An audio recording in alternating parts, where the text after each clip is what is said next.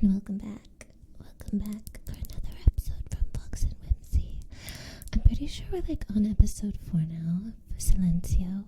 And last episode, honestly, it got really freaky with Anna, and I such bad vibes. Let's just jump into it, okay? Let's just jump into it. Because honestly, this stuff is crazy. So this episode starts out. We're watching Sergio as he makes his way. He's walking out of his apartment. He's heading towards the greenhouse for his usual work at the greenhouse with the priest Nate and his evangelical association. And the team is watching him again because he's back to his normal things. But we know.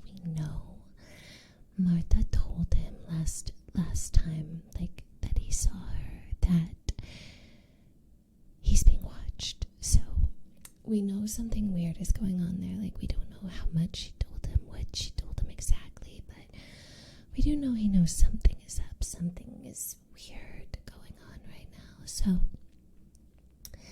as he's walking, the team starts to notice that his heart rate is increasing and increasing. We also see that Miguel is following him now, in his car. He's slowly following Sergio as Sergio makes his way through the city towards his job. And as he's following him, his heart rate is going up and up and up, and it hits 160. That's crazy because nothing else is happening, and the team is super confused. They're okay, what is happening right now? You know what I mean? And Miguel loses the trail, so he's searching, trying to find Sergio, and Anna and the team are trying to help him find him by tracking his ankle monitor, but he still can't see him, and eventually he gets kind of cornered, and he has to pull over because he's I don't see him, and the team's on his radio blasting in the car, he's right there, Miguel, how do you not see him? He's right on you. And Miguel's he's nowhere, and then bam, Sergio opens the door to the car, literally opens the door and comes into the car. And Anna and the team are still yelling for Miguel, Miguel, are you okay? Are you okay? Miguel is just completely gone silent. And that's when Sergio gets a good look at Miguel. Oh, he recognizes him. He recognizes Miguel because Miguel was following him at the subway station way back at the beginning. And he's I know who you are. Miguel is entirely quiet as the radio is blaring through, and Anna and Greta and the rest of the team are yelling for Miguel. Miguel quickly shuts it off, turns off the radio, but of course now they've been heard. The entire team has been heard on the radio. The entire investigation is kind of compromised at this point. You know what I'm saying? Sergio confronts Miguel and he says, "You're the guy from the subway." And they kind of just stare at each other.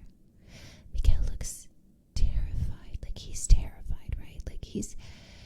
He knows what Sergio is capable of. I mean, he's seen it firsthand. He's seen all the things that Sergio's been doing since he was released, and he knows about Sergio's past and what he did to his own parents. So he's terrified.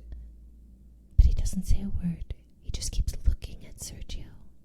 And Sergio eventually just goes, "Stop following me."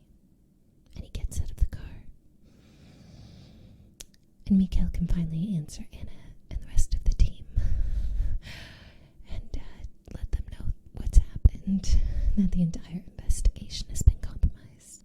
Anna immediately susses out what's happened, immediately is suspicious of Martha.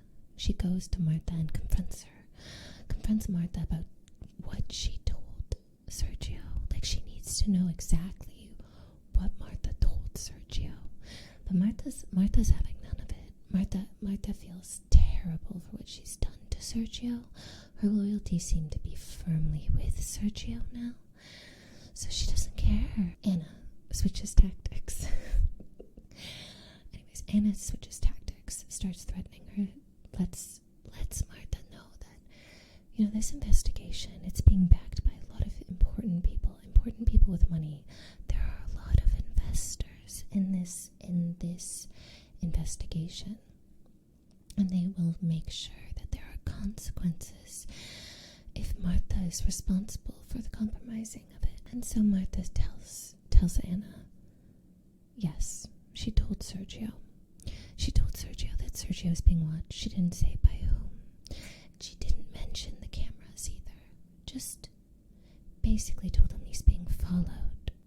Anna is so disappointed in Martha. She looks at Martha directly in her face and she says, "This was such an irresponsible thing to do." And I'm just like, Anna, why would you trust a young girl who is obviously like weirdly attracted to criminals, weirdly attracted, in love with Sergio? Like, why would you trust her to not spill the beans eventually? I mean, irresponsible. Anna, if the shoe fits. Anyways, later on, Anna goes and she schedules a meeting with the entire team, including Agent Cabrera, who's also there. And they start discussing, well, what do they do next? Because right now, as it stands, the entire investigation has been compromised. Anna wants to continue forward. She says, he doesn't know everything. He just thinks he's being watched. He just thinks he's being watched by the police. It's compromised, but the investigation isn't over. And Miguel, who we know is also being paid off by Agent Cabrera to sabotage the entire investigation, disagrees. He disagrees and he thinks it's over, like it's done. And also, what are we even doing here? Like, what is this investigation even about at this point? It feels weird, it feels different, it feels wrong. It feels like they've lost their way, that this isn't about observing Sergio anymore, watching him. It's about, I don't know, proving Sergio is innocent. Pizza. I gotta wait for my pizza to cool so it's not even like ready to eat, so it's not even like a full pizza break yet. I was hungry.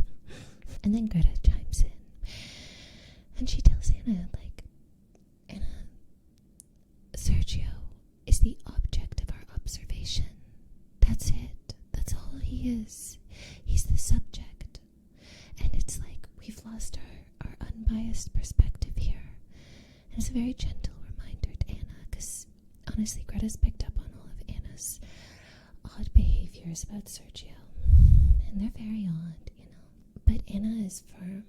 Anna reminds them that everything they've collected so far points to the fact that Sergio is the victim of abuse, like child abuse. And she says it's our duty to help him. But Greta disagrees and she says, no, it's our duty to watch him. And with that, every single camera that is on Sergio's place, all the monitors, all go off one by one, are turned off. All the cameras are down. Sergio is not being watched. The entire mainframe is down. All of their servers are down. Everything. Like someone just engaged a kill switch. Everything is gone. Well, we go back to Sergio, and Sergio is, well, he's praying. He's in a church and he's praying. The priest comes up to Sergio and reminds him, you can pray while you work. Because I guess Sergio's supposed to be working right now. But Sergio is upset, so he confides in the priest. He tells the priest what's happening. And he tells the priest, I'm being watched. I'm being watched everywhere I go. And the priest says, that's normal. You just got released. It's normal that the police would be watching you. And Sergio says, no, it's more than that. They're watching me 24/7. They're watching me everywhere I go. They're listening in on me. They're watching my every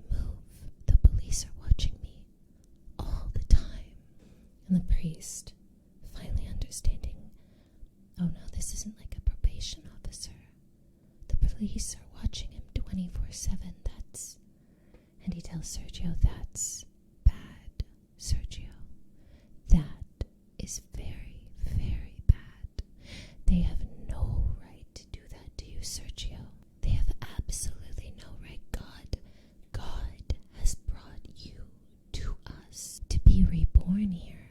God has given me this duty, and I will not allow anyone or anything to stop me from doing the job that God gave me, which is to help you, Sergio. And Sergio agrees, and he says, all I want is to be worthy of our Lord and to be reunited with my sister Noah. And the priest agrees. He says, I will help you, Sergio. I will help you. Sergio, now comforted, gets up to leave with the priest, with priest Nate. As they're leaving the church, they enter into like a corridor. I suppose it's like a chapel, not a church, because it opens up into the larger building, which I think is part of the greenhouse, the association's headquarters. And sitting there is the girl from before, the girl who ran away. She's back. She's back. And the priest tells Sergio, look, do you see what you being returned to us has done? You've also inspired Arantxa here to come back to us as well. So the girl's name is Arantxa. I don't know if I'm pronouncing that right, but I will try. Arantxa, as the priest leaves, leans over and says to Sergio, I did see you on TV, but really I just kind of ran out of money. She's really nice. She seems very sweet, very honest and funny. Like, she's very likable. Back at Anna's headquarters, the team's headquarters, we see that everyone is scrambling to try and get the system back on board. And we also see Agent Cabrera give a little nod, a little nod of his head towards Miguel. So, we see who is responsible for the entire system failing. Not only that, they don't even know if they've lost every last bit of all of their videos, all of their evidence. They don't know if they still have it. All those files could be corrupted. Everything they've worked for could be just gone, just like that. Greta leaves Miguel and goes to see Anna in her office. And she tells Anna, I am on your side. I want to continue this investigation. I want it to carry on. I want to help you. I'm on your side, Anna. Anna kind of doesn't really believe her. She looks like she's kind of scoffs at that. And Greta says, no, really. And then she says, if we really want to know more about Sergio, why don't we go ask Noah? Why don't we bring her in or go see her and just ask her about what happened? Ask her about Sergio. Get the truth from Noah. And Anna looks at her calmly. No. But Greta pushes. She insists, well, why not? She could give us valuable information. Like, it's not a bad idea. Anna looks disgusted by this, by the entire suggestion. She looks at her. That girl is a victim too. She is a victim as well. She lost her parents, her life, and Sergio all on that day. And I will not re-traumatize her like that. Now we go back to Sergio. And Sergio is still at the greenhouse. He's just working.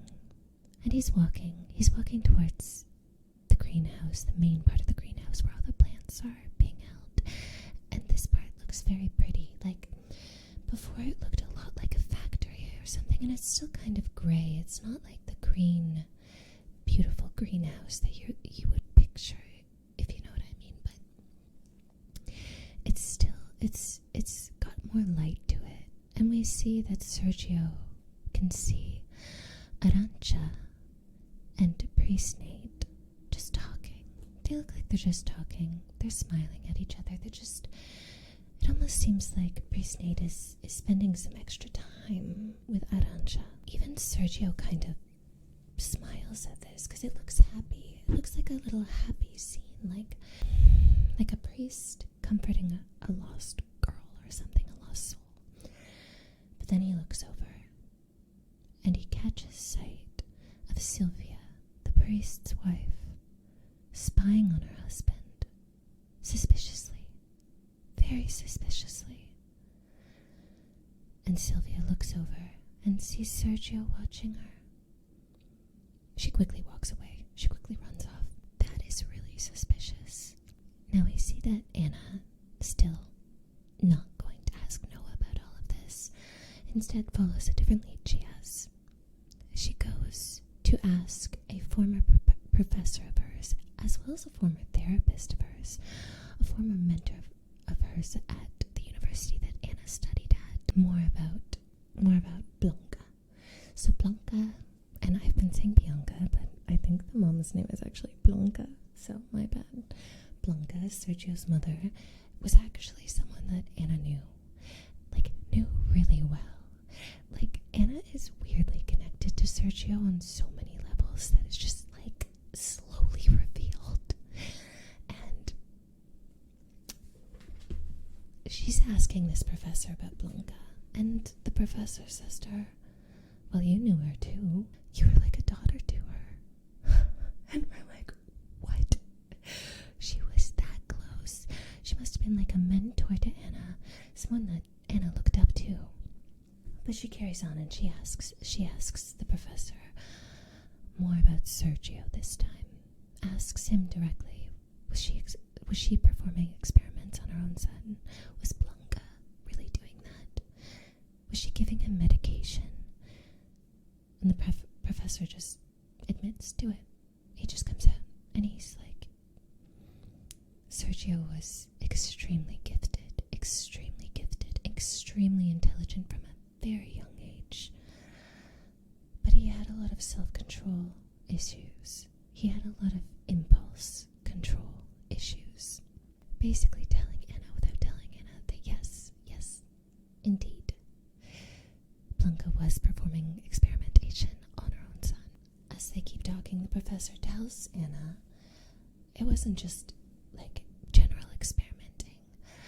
Blanca would study him, and his father, who worked at a hospital and did drug testing, would bring the drugs, these experimental drugs, these experimental medications, and they'd force Sergio to take it. And this became Blanca's obsession. She was obsessed. She was obsessed with studying him. The professor grabs a briefcase from hidden somewhere in his office, and he tells Anna, after Blanca died, I didn't want anyone to see her the way that you're seeing her now. I didn't want people to know that and have that be her legacy, especially since she was murdered. So I took all the notes, I took all of the evidence, and I put it in one place because I knew eventually someone would come looking. So here you go. He hands Anna a briefcase full of all of the evidence that Anna will need. Literally, just everything. Anna immediately goes back to her office and starts going through all of the evidence right away. Of course she does. She's Anna. She literally will spend all night on something. She's just as obsessed with Sergio. And there's videos. There's videos and videos and videos of the notes that Blanca was taking on the experimentation. There's photographs of Sergio, little Polaroids of him in his bedroom while he's sleeping. It's all very crazy. It's very obsessive. It's an extreme level of obsession over your own child too. It's so unbiased. If someone was going to be doing experimentation, you'd want someone unbiased, and this is such an ethical violation. It's crazy, and you can see even in the notes, the video notes of the recordings that Blanca was taking. It's not just Blanca on the tapes. It's also his father, and his father seems not that into it. Like he's just like, yeah, I noticed a little bit of changes here and there. Blanca is pushing him like, this isn't what we agreed on. We have to be precise. We have to keep going. It's working. You have to take better notes than this. And eventually, Sergio's father just goes, look, I don't want to see him as some patient or experiment. He's my son. I want to see him as my son. And Blanca just goes, that's not what we agreed on. That is not what we agreed on. So you can see very much that this was like Blanca's obsession than the father's, even though the father did go along with it and got him the medication, got him the drugs in the first place. In all of this evidence, I mentioned the Polaroids. These Polaroid pictures they're weird. They're all from the same angle. They're all Polaroids taken inside Sergio's room. But Sergio seems entirely unaware that there's a camera there at all.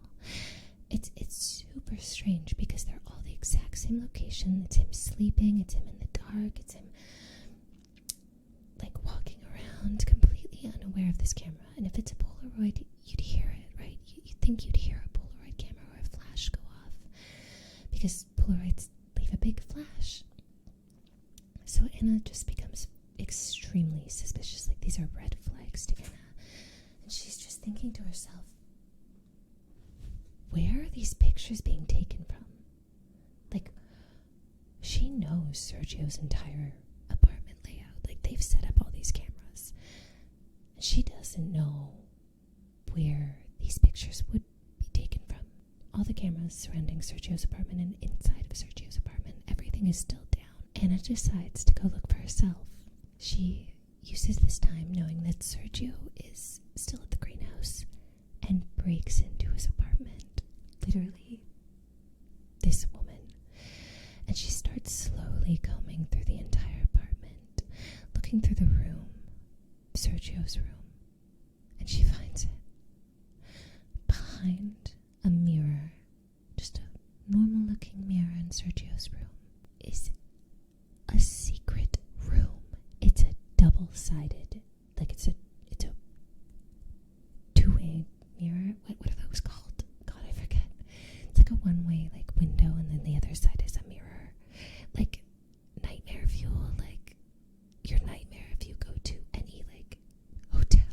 You know what I'm saying? Like, Sergio has no idea that this room exists. To this day, he doesn't know. And I just keep thinking about Martha and Sergio's conversation, how he felt like his mother was always watching him, and the fish, like how the fish have always been really freaky to me in this because it's just so fluorescent and clinical, and not like a pet fish, like they just were there to be observed and watched. It's Sergio. It's Sergio. Sergio's the fish. He was being watched the entire time. Literally, there's a secret room where you can be spied on at any point in time. Anna goes in there, and she finds the medication. There's just medication there. There's more notes and everything, but she finds literally the experimental drugs that Sergio's father got from the hospital, brought home, and gave them illegally to his own son, to his wife, to experiment on their son with. Anna's disgusted, but she's also thrilled to have the evidence, and she quickly grabs it and bags it. And as she goes to leave, we hear the door open. Sergio's just come home, and Anna is still in his apartment. Anna goes dead calm. She goes calm, quiet. And as Sergio moves, she moves too, to stay hidden.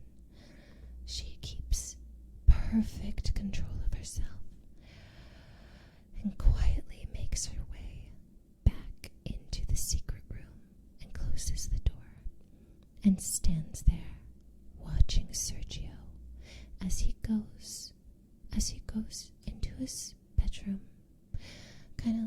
makes himself comfortable and lays on the bed for a little nap. And she's watching him. She's watching him the way that his mother did. And she waits. Anna waits. She waits and she watches Sergio. In the meantime, during all this, Martha comes home from her work, and she is immediately confronted by her mother again. Again, her parents are really upset about the whole Sergio thing. Her mother especially. Her father isn't as open about it, but her mother's just like, what are you doing? This is such a dumb idea. This is crazy. I mean, what about Enigo? You guys were gonna move in together. Like, this is crazy. Sergio is a killer. And Martha's hearing none of it. She's just like, well, I don't care. Like, and slams the door to her room. Again, Martha is a teenager still, you know? Like, this is a lot for her to be going through. Like, I feel very bad for Martha because she's just a kid, really. Her whole life is falling apart. And it's about to get worse. Because the mom, being just done with this entire behavior, this entire situation, goes to her husband, to Martha's father, and is like, can you believe that girl? Can you believe that girl? And the dad's looking at his phone. He's just like, yeah. Are you even listening to me? Do you just not care? Like, what do you mean? Like, like, do you not care? Like, this is crazy. Don't you agree with me? She's like, well, what are you looking at? Martha's dad shows her his phone. It's bad. It's really bad. It's Martha. Someone's leaked a sex tape of Martha.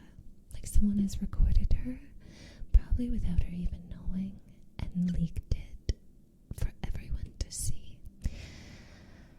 And it's awful. It's so bad. Let me go back to Anna real quick. Just get away from poor Martha for a second, but go back to Anna. And Anna is still trapped behind the glass, watching Sergio sleep. And she's almost calm. Like, she does this all the time. She watches Sergio all the time. Not this close normally, but same thing, you know? She almost seems a little bit calm. But then, bzzz, her phone goes off. And yeah, it's a two-way mirror. It's a hidden room, but it's not, like, fully soundproof. And Sergio must hear a little bit of it because he wakes up a little bit. Like, it brings him out a little bit. He must be, like, halfway asleep. Like, not fully. Like, it's just a nap. He gets up and he walks towards the mirror because that's where the sound was coming from. And he looks. He's looking at the mirror. He's almost leaning in closer, just on the other side, holding her breath, having quickly silenced the phone and just not even breathing. Anna waits and waits. They're face to face. Sergio has no idea, but they are. And just then Sergio's phone buzzes, and it's Priest Nate. It's Priest Nate asking him to come meet him. To which, of course, Sergio agrees. He's like, okay, I'll be right there. Abandoning the mirror, heading out, quickly grabbing his keys, his coat, his hat, and his cross, I'm guessing too. And he heads out, and waiting just a little bit, Anna leaves the apartment with the evidence she's collected with the medications that Sergio was given. Now, Anna doesn't fully realize this yet, but the reason why Greta was calling Anna is because all the cameras came back on. So, all the cameras are back. They have a live feed again, and no one else really notices. But Greta notices. Greta notices that Sergio's leaving, sees Sergio leave, and then she sees Anna leaving as well. Well, Sergio's on his way out. He's walking down the stairs, and out of nowhere, Martha's dad is there, confronting Sergio, yelling at him, like, you better stay away from my daughter. You hear me? Do not come near her again. He's furious. He thinks the sex tape is her with Sergio, and it's Sergio who's released it. And he's furious. He's just going after after him like, how dare you? How dare you? He's confronting him. Sergio's just like, okay, go away. Leave me alone. Like, fuck off. But no, like, Martha's dad continues and is like, no, how dare you? Like, you stay away from her. You hear me? Sergio having enough and, again, terrible impulse control. It's pissed off and pushes Martha's father. And Martha's father falls down like these hard stone steps and hits his head. He's just down, and Sergio just looks mildly ashamed, but he just keeps going. He just leaves him there, just leaves Martha's dad there. So that is great. Now, looks like the reason that the priest called Sergio in the first place was literally to get him to come to a press conference. So Priest Nate has set up this entire press conference. He explains to Sergio, this is for you. You're going to get up there and you're going to tell the world what they're doing to you, that they're following you. You're going to speak your truth, that all you want is to be worthy of our Lord, to live with God in your heart and be reunited with your sister, and that they won't leave you alone. Sergio is not happy with this. Sergio is not happy. Sergio barely talks. Like, the reason this entire series is called Silencio is because Sergio only ever really talks when he's upset or when he's talking to Martha. That's it. Like, Sergio doesn't open up to many people. Sergio looks very upset, but the priest continues and is like, well, you have to tell them that our association has helped you, it's saved you, it's changed you, that you're not who you were before, that you've let God into your heart, that our association has led you down the path to let God into your heart. And Sergio sees right through it. I mean, Sergio is very intelligent, and he has poor impulse control, but he's very intelligent. We already know that. He was gifted from a young age. And seeing Sergio get upset reminds Sergio, this will help you. This is for you. Everything is for you, Sergio. This is all for you, to help you. You have to do this. And Sergio's had enough, and he just says, oh yeah, is it for me? Or is it for the money?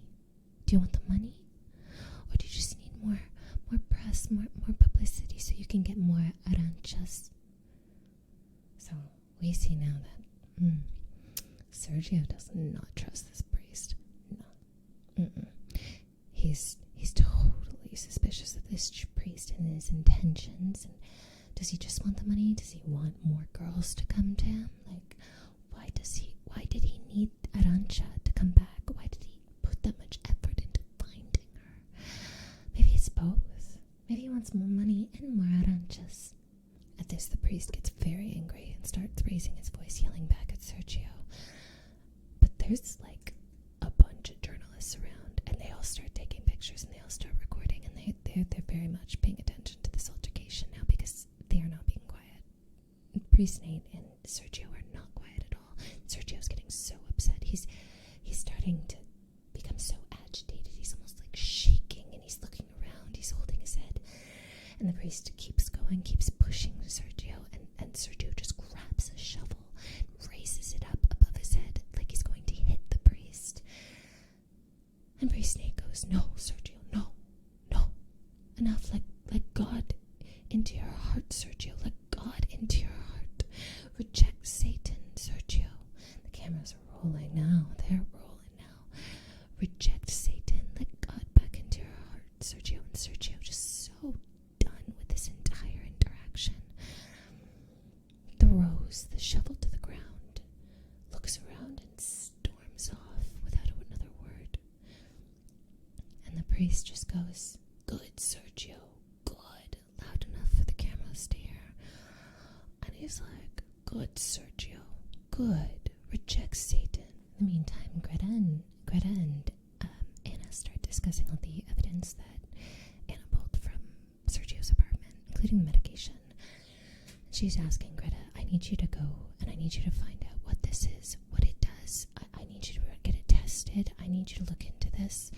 Anna's worried, but she agrees. She doesn't like the fact that Anna has gone into Sergio's apartment, that she collected it herself, that this investigation is strange, it's bizarre, it's obsessive almost. It's technically wrong, but she agrees. She agrees, one, to help Anna, two, because now her job, her name is on the line. It's attached to this investigation, to this project. So she agrees, unbeknownst to Anna and to Greta. Agent Cabrera overhears the entire thing. He, or maybe even Miguel, has bugged Anna's office. Probably everywhere, actually. Probably the entire headquarters, so he can listen in all the time. But Anna's office is bugged, and Agent Cabrera overhears the entire thing. As Greta, now in possession of a lot of the evidence, like almost all the evidence that she's double checking, and including the medication that Anna collected, is confronted right outside of the headquarters by Agent Cabrera. And he says, I think you should come with me. I think you should get in the car. And Greta's like, no, I'm not going to get in the car with you. You're going to get in the car with me. You're coming with me. So, with that, she gets in the car, realizing, oh, this is bad. I'm in trouble. Meanwhile, we go back to Martha. Martha's coming home. Martha also knows about the tape. She knows about all of this stuff. But she hasn't heard about what happened to her dad. She comes home, and it almost seems like she's ready to defend herself. She's so on the defensive. And her mother just goes, look at what he did. Look at what he did to your father. Look at what that boy did. That monster. To your own father. And Martha sees her dad is covered in cuts, and his head has been stitched back up. And she asks, Sergio did this. Of course he did it. And did you know, Martha? Enrico, sweet Enrico, felt so bad for us that he drove your father to the hospital, your father and I to the hospital, waited the entire time while your father was being seen to, and then drove us home. Enrico did that. And Martha is so upset. She's so upset because she loves her family. Even if she disagrees with them, she loves them. They're family. They love her. That's why they're so upset about her seeing Sergio, is because they care about her. They're worried about her. Martha, now really upset and hurt and confused, just leaves. She leaves and she goes and she walks. And she makes her way to Enrico. She sees Enrico. She sees him and she gets scared and she goes to walk away. But he sees her, and before she can walk too far away, he goes to her. He catches up and he's like, hey. And he's so nice. He's so comforting. He's so solid, you know. And she just thanks him for being there for her parents, for what he did, because it was really nice. I mean, they're not even together anymore. And Anna goes like, you know, it's nothing. It's nothing. Then he says to her, he's like, Martha, you look like you could use a drink. I'm just with my friends right now. We're about to go out for a drink. You want to come with us? Oh, no. No, I should get back home. I should go look after my dad. And she sees another girl come over, one of Enrico's friends. Enrico's friend, this young woman, looks at Martha and says, no, you should come with us. You should come with us. It'll be fun. Enrico goes, yeah, Martha, just come with us. You could use a drink. You could use some fun, I'm sure. After everything, you could use some fun. Martha agrees. She's just like, you know what? Yeah, okay. I'll go have a drink with you. And she walks with Enrico and Enrico's friend back to their little group, and they see her and they welcome her with a big smile. We're back with Anna, and Anna is just in her office finishing up some notes, and we see that it's clearly 7 p.m. on her computer. And normally Anna works super late, but then not today. Today she turns everything off. She shuts everything down. She leaves her office, says goodbye to her coworkers who are shocked because, I mean, where is she going? It's only 7 p.m. But she leaves. She says a pleasant goodbye, makes her way home. She gets home and she unlocks the door. She walks into her home really normal, actually. I almost feel like Anna would have, like, just very cold, sterile kind of place. Not very homey, but it's very homey. It's just normal. She walks in, it's very quiet, and you think maybe no one's here. But then her husband walks in. He's tall, he's handsome, but he's furious with Anna. He immediately confronts her like, oh, you finally made it back home, huh? And she immediately starts apologizing because Anna's been turning away his phone calls the entire, like, probably for the last, like, God knows how long, maybe a week. Like, just hasn't been answering, hasn't been checking in or coming home or even answering his phone calls. She immediately starts apologizing. She's like, I'm so sorry. Look, I was really busy and the investigation was just, it was a lot and I couldn't. I had to keep investigating. And he's like, of course you did. Of course you couldn't. And of course you did.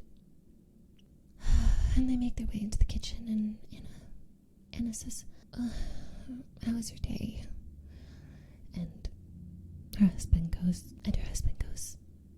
well, it was kind of busy looking after all those teenage girls. And Anna goes, oh shoot, it was today, wasn't it? And then a young girl comes in, and Anna immediately reaches her arms out and embraces the girl. She's like, oh right, it was today. She tells her, happy birthday. How was it? And this girl, her daughter, because apparently Anna has a daughter, goes, it was good. Thank you. How was your day? And Anna goes, it was good. It was busy. Do you wanna watch a show together, a movie together? And her daughter goes, no, I just wanna read. I wanna go read, actually. And Anna's, okay. And the girl leaves. She leaves. Her parents to argue in the kitchen, and we watch her walk up the stairs to her bedroom. We see her go into her bedroom, open the door, then close it. And there, on her door, we see the letters N-O-A. Noah. Anna adopted